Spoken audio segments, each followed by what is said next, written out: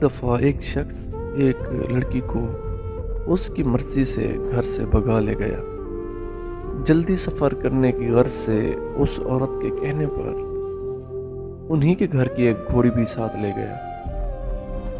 कुछ सफ़र तय करने के बाद एक नदी आई तो घोड़ी बजाय गुजरने के वो पानी में बैठ गई। उस शख्स ने हैरान होकर उस औरत से पूछा, ये पानी में क्यों बैठ गई है? तो औरत ने जवाब दिया, इसकी माँ भी ऐसे ही बैठ जाया करती थी पानी में।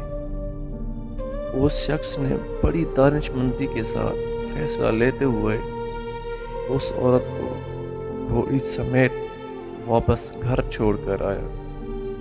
औरत ने वापसी की वजह जानना चाही तो उसने कहा, अगर माँ ऐसी थी तो बेटी कैसी होगी? और मैं नहीं चाहता कि कल को मेरी बेटी किसी और के साथ भाग कर शादी करे।